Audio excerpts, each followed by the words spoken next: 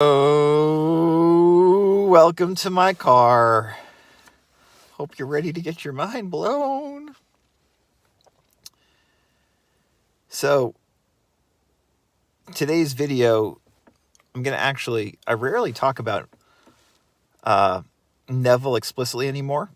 I'm going to mention Neville probably and talk about my man, Emil Coué, and discuss something that I think is not understood well in the community and is explained really poorly.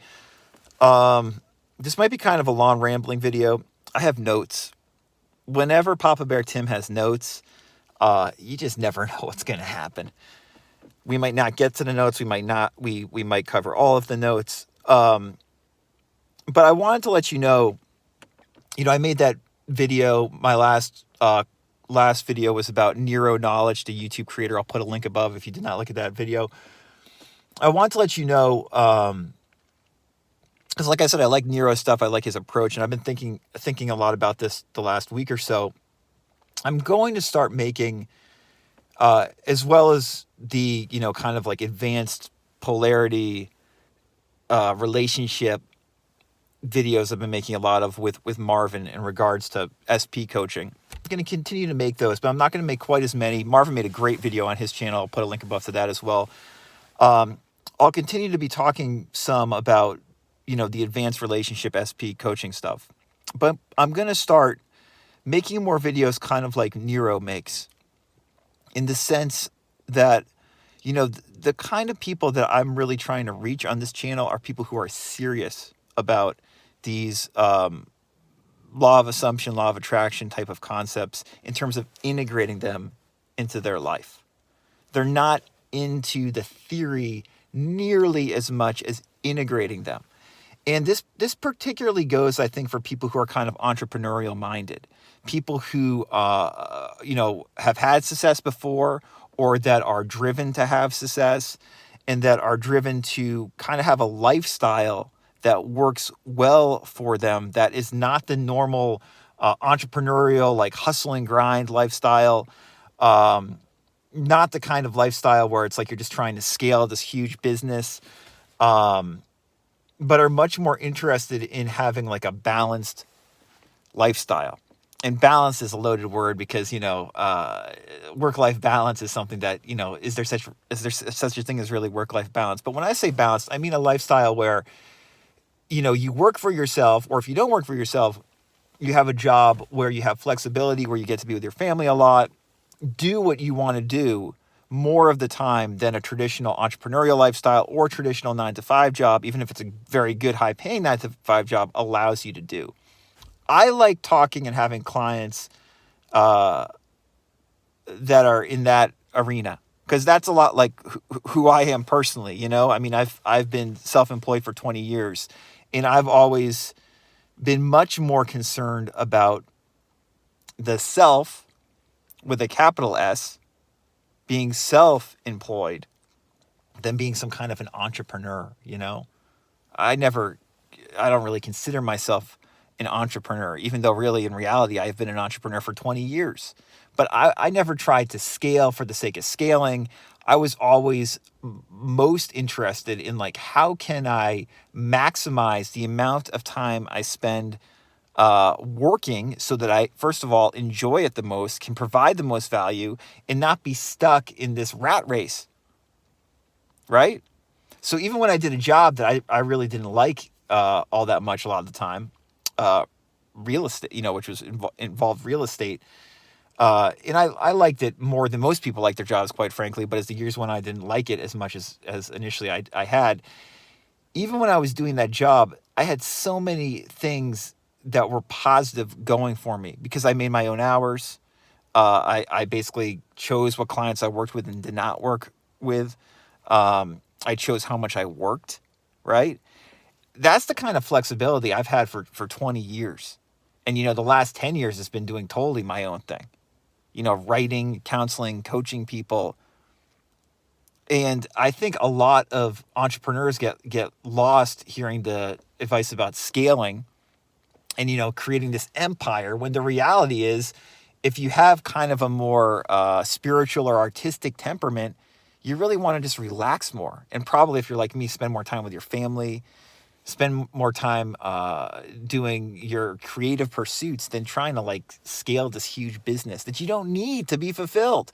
And that is my long-winded way of saying that these manifesting tools that I talk about on this channel and I've made hundreds of videos about, in my podcast, which has over 100 episodes, and my books, which I've written, more than half a dozen best-selling books in this genre, are all about this. Integrating these spiritual principles, not in a theoretical way, as much as a pragmatic way to improve your life, to relax more into the moment, and to utilize your imagination in a more fulfilling, effective, fruitful way. Those are the people I love talking to, and one of the big reasons this channel exists. So going forward, I'm going to be making more videos explicitly for you. I know a lot of longtime viewers, you already are in that category. Even if you have a 9-to-5 job, chances are that 9-to-5 job is not the end all be all. Your life is not, centered on this 9-to-5 job. You want to be creative. You want more space and time and money to do your own thing with yourself or with your family or with friends or whatever. I want to provide ways to make that happen more easily for you, whether it's through these videos, whether it's through coaching, whether it's through my books, etc. So yeah, I've just been thinking a lot about that because, I was thinking about kind of how Nero presents his stuff, and Nero presents his stuff in a much more entrepreneurial way, where it's like, I'll help you scale your business to 2 times its current size or whatever. I can help you do that using some of these law of assumption, law of attraction ideas, because I know all about these ideas. But what I can really help you do is relax more into the present, so you realize, oh, wait a minute, perhaps I don't have to make my revenue stream, twice as large, 3 times as large, in order to enjoy my life more than I am now. How can I take stuff away that I don't necessarily need instead of add more stress and hassle and grind into my daily life? So I know that made sense to at least a few of you. So, yeah, on to my notes. None of those were my notes, by the way. This has the potential to be a long car vid. One reason I just spoke about all that is because more than even before, like I'm really like just don't want to interact with the Neville Goddard community, because the truth of the matter is I've written and spoken so much about Neville and given my opinion and given a nuanced opinion. And I've realized, whether it comes to relationship advice, like manifesting a special or specific person, or when it comes to what I was just talking about, improving your work-life balance and your day-to-day fulfillment, the Neville community doesn't want to hear practical advice that works. They want to hear groupthink that keeps them, delusional. As Marvin was saying in his video, his last video, they want to be lied to, basically. I will not lie to you. And that's why I'm pretty much done interacting with the Neville community. I think I'm back off of Reddit. I've been posting a lot of stuff on Reddit, or not a lot, but a fair amount on Reddit about relationship advice. I'm done with that. These people don't want to hear anything remotely like the truth. But that said, I will occasionally make a video talking about Neville's advice, because I still love Neville. Just like I love so many of these great manifesting teachers, and their advice is so underappreciated. And I want to discuss, why I have notes here, something that might seem almost semantic, like not a big deal to many of you, but for some of you, and maybe many of you, a big deal. And that is this quote that we hear all the time, one of the great quotes from the Bible, Mark 11:24. Therefore I say unto you, what things soever ye desire, when ye pray, believe that ye receive them, and ye shall have them. Believe that you receive it, and you shall have it. Believe to receive. Something I think that slows people up a lot when they get into these ideas, particularly Neville's ideas, is that there's this concept that basically if you have to believe you already have it. And when you do something like SATS, a state akin to sleep, and you get into a very visceral, imaginal mood, and you loop a scene, enact a scene in your mind, and you're getting congratulated for achieving something, it feels real. Or like you feel that wedding ring on your finger, you're now married. It feels real. You've received it, right? And Neville talks a lot about that. But I think what screws a lot of us up when it comes to Neville's great advice on this is that we've received it fourth dimensionally, if you want to use that. We've received it imaginally, but it's not there in the 3D. And so there's that confusion, obviously. This should be pretty obvious, right? Like, let's not be esoteric here. It's like, you can say, oh, I've imaginally received it, but it hasn't showed up yet in my outer reality.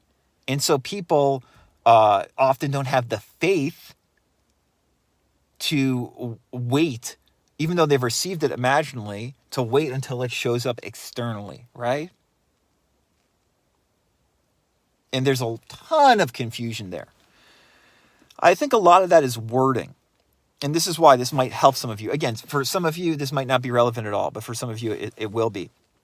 Neville actually talks about this very well in his lecture, Changing the Feeling of I. He talks about, I think, the imperative passive mood. And like, basically, like, he says, like, it should be like, when you're praying, right? It's like a standing order to do continuously.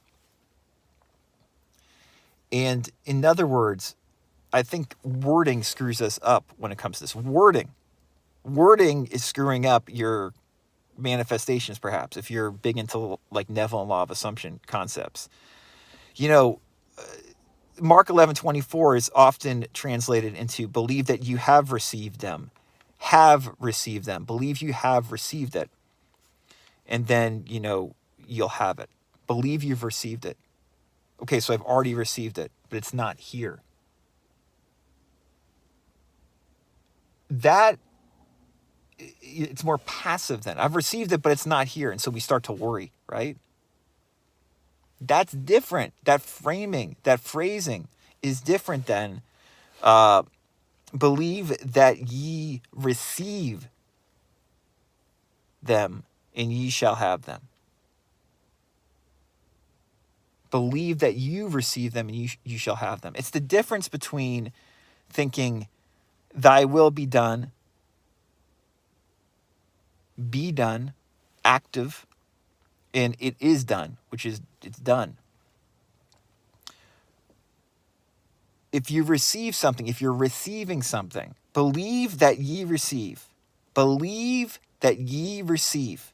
Not have received, receive. Not have received, receive. That's active. That's happening. You're receiving it. It's active. It's alive. It's happening. If it has not happened in the 3D, it will happen. As opposed to believe that you have received it. It's already, that's in the past. It's already happened. It's done. It's dead.